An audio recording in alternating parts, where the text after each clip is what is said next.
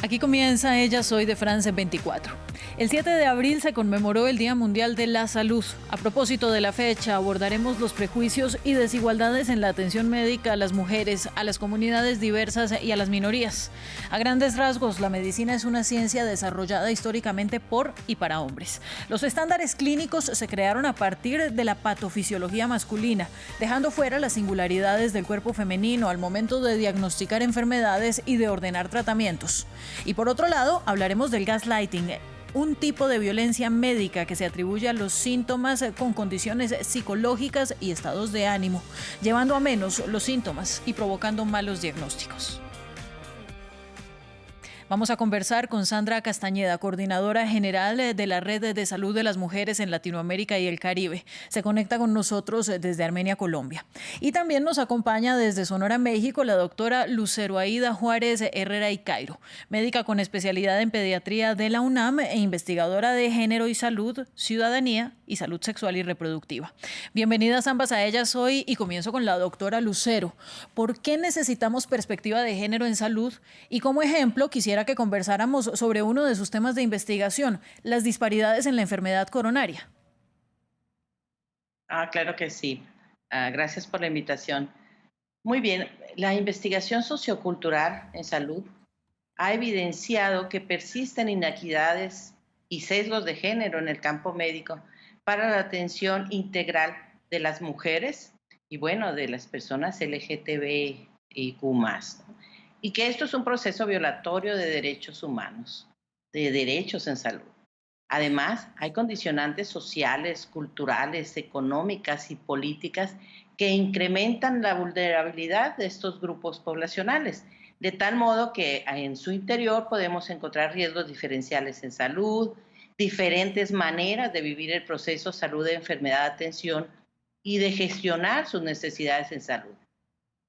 Las enfermedades no son solo construcciones biológicas, son también construcciones sociales, culturales, históricas, que se ligan a modos de vida, a interacciones y a relaciones sociales y de género bajo diversas condiciones económicas y políticas. Sumado a esto, podríamos decir que en el campo médico el poder es una dimensión clave, de tal manera que el sistema médico frecuentemente reproduce inequidades y jerarquías. Por ejemplo, al naturalizar y normalizar las inequidades a través de imágenes y hechos del cuerpo, ¿no? Cabe señalar que estas desigualdades de género se comprenden eh, cuando se relacionan contextualmente con otros procesos como la pobreza, el desempleo, la etnicidad, el acceso a los servicios médicos, la concentración de la riqueza, etcétera, ¿no? De manera que para comprender las bases sociales más profundas, pues es necesario analizar y comprender cómo y por qué las diferencias biológicas de las enfermedades se convierten en inequidades de género. En este sentido, en la investigación que hicimos sobre enfermedad coronaria en mujeres con perspectiva de género, encontramos varios aspectos, ¿no? Uno es la larga invisibilidad de las mujeres en la propia medicina como ciencia hegemónica. La otra es la clasificación de los síntomas de las mujeres en algunas enfermedades, repito, como la enfermedad coronaria, pero también se empieza a vislumbrar ahora en el COVID-19 como enfermedades o síntomas inespecíficos o atípicos. ¿Por qué? Porque están estudiados en el típico, ¿no? Y el cuadro típico sería el masculino. Claro, esto contribuye a la perpetuación del desconocimiento de cuáles son los síntomas y signos más específicos para las mujeres. Claro, Lucero, y Además, de hay un eso, reduccionismo biológico disculpe, es y que esto la tengo excluye que interrumpir, dimensiones Lucero. socioculturales y de género. Perdóneme, es que quisiera también hablar un poco con Sandra sobre el tema y se nos va muy rápido todo el tiempo que tenemos de programa.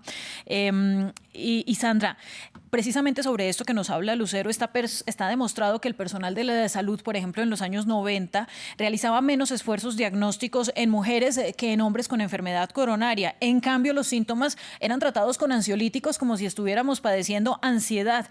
Este es uno de muchos ejemplos de gaslighting médico y que tanto hemos mejorado en 3 décadas.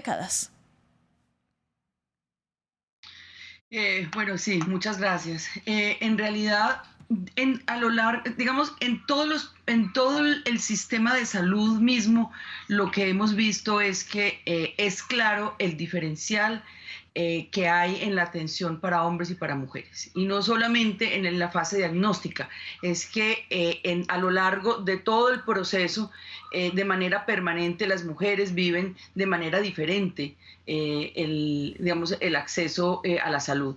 El acceso a la salud para las mujeres sigue todos los patrones de discriminación que los demás aspectos de la vida. Y recordemos que las mujeres en general en América Latina son más pobres que los hombres. En general las mujeres cuentan con menos tiempo porque el trabajo de cuidado de la familia le ocupa muchísimo tiempo, mientras que las mujeres, bueno, estos son datos de antes de la pandemia, mientras que las mujeres dedican 3 veces más tiempo a las labores domésticas que los varones. Además, están en situación de dependencia, de falta de autonomía económica, falta de autonomía física. Y a esto pues le sumamos los estereotipos que pesan sobre las mujeres, las discriminaciones por raza y por clase, todos los estereotipos, la violencia contra las mujeres, y el sistema de salud no es una excepción. Siguen siendo todas las formas de maltrato, de dependencia, de subordinación y de exclusión que vivimos las mujeres en casi todos los aspectos de la vida, pues vienen, se reproducen en los sistemas de salud y se reproducen claramente en todas las fases, en la fase de diagnóstico, por supuesto. Y la de tratamiento, Hay que recordar Sandra, que... pero ¿no? mire, es que está muy claro que la carga emocional y psicológica de la mujer en la vida diaria es más fuerte que la del hombre, y un ejemplo perfecto de eso es América Latina con las tareas de cuidado. Pero eso no significa que cuando una mujer va a una consulta, necesariamente está padeciendo una enfermedad o una situación de dificultad mental o psicológica, que es lo que pasa muchas veces. Y ahí le quiero preguntar por esos diagnósticos erróneos. Las mujeres tenemos mucha más posibilidad que los hombres, lamentablemente, de ser mal diagnosticadas. Por lo tanto, nos dan medicamentos que no corresponden, que, como le decía antes, muchas veces tienen que ver con ansiedad, tardan más en descubrir las enfermedades, y pues eso nos pone más cerca de la muerte, cuando no debería ser así. Claramente, es que esos errores de diagnóstico también tienen que ver, primero, porque digamos que también en el sistema de salud hay muchas quejas por eso, porque la atención que el tiempo que las mujeres destinan al cuidado de su propia salud es mucho menor. Entonces, en los procesos, en los tratamientos, en la asistencia a citas, en mantener la regularidad de los controles, muchas veces están interrumpidas porque las mujeres no disponen de autonomía para manejar su tiempo. Un tema. Entonces, el personal de salud, el personal médico, muchas veces se queja que las mujeres interrumpen los tratamientos, que no quieren ir a los controles, que no quieren presentarse a las citas, que muchas veces tiene que ver con la gran cantidad de tareas de cuidado de otras personas que tiene que ver con la falta de recursos para desplazarse, para pagar transportes, para salir. Recordemos que una gran parte de las mujeres en América Latina y el Caribe habitan en sectores no urbanos. Es una población muy grande que tiene dificultades para moverse y la salud no llega hasta allá. Como son las mujeres las que tienen que llegar hasta los centros urbanos donde están los servicios de salud, para las mujeres es muy, muy complejo. De manera que para el sistema de salud muchas veces es más fácil dar un diagnóstico de esta naturaleza que entregarle los recursos a las mujeres, que facilitar el acceso.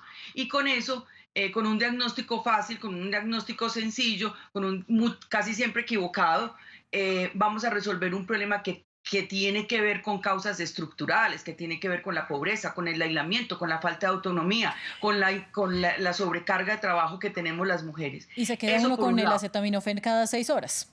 Pero entonces, Lucero, otro buen ejemplo del que usted ha hablado, y muy rápidamente se lo pregunto, y que lo ha evidenciado la pandemia. Las vacunas de COVID-19, lo hemos hablado hasta el cansancio en France 24, cómo las mujeres tenemos síntomas diferentes cuando nos aplican las vacunas. Y es que nosotras no fuimos usadas como ejemplo para el desarrollo de las vacunas. Seguimos con el estereotipo del hombre blanco dentro de los ensayos. Sí, claro. O sea, uno de los grandes problemas, aparte de los que nos comentaban ahorita, pues es que precisamente el modelo androcéntrico de las enfermedades estructura el conocimiento sobre las mismas, ¿no? Y no solo es en relación a las vacunas. Lo que está empezando a evidenciarse es que nuestros síntomas y signos efectivamente pueden ser diferentes. La enfermedad se siguió estudiando más en hombres blancos, como bien dicen, pero además están ya sacando evidencias de que las diferencias no son solo fisiopatológicas. O sea, uno lee y no, pues las hormonas, eso decían lo mismo con las enfermedades cardiovasculares. No que el proceso inflamatorio es diferente en las mujeres, no. Pero hay serias desigualdades de género. Por ejemplo, hay algunos reportes que ya están diciendo que las mujeres, aunque la enfermedad es más letal, hay más probabilidades de morir que los hombres, las mujeres tienen menos probabilidad de ingresar, no al hospital en sí, pero sí a las unidades de cuidados intensivos y de ser intubadas en las formas más graves. Todavía hace falta un análisis más fino, ¿no? Por ejemplo, ¿dónde están falleciendo? ¿Dónde han fallecido durante la pandemia? ¿En sus casas? ¿Tienen más probabilidades de llegar al hospital? ¿Sí o no? Pero las estadísticas pues también invisibilizan las desigualdades, porque no solo es desagregar por sexo el número de muertes, que en algunos países hasta eso ha tenido problema. De hecho, acaba de salir un estudio en América Latina y bueno, empiezan a verse diferencias, sí por sexo, por género, pero también, por ejemplo, por etnicidad, que ahorita lo comentaban, ¿no? Si Pues hay mire, problemas entre hombres y mujeres, por ejemplo, en la realización de las pruebas diagnósticas, eh, en el ingreso a los hospitales, en las maneras en que se vive la enfermedad, sí, pero inclusive en la probabilidad de ingresar a una terapia intensiva, esto todavía es más marcado en los grupos minoritarios por razones de etnicidad, por ejemplo, ¿no?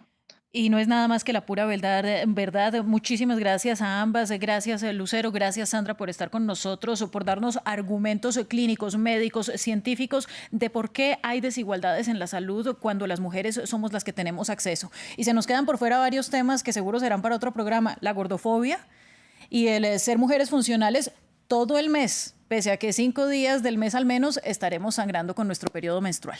Gracias a ustedes y a nuestros televidentes por estar con nosotros. Sigan en France 24 y nos vemos próximamente en Ellas Hoy.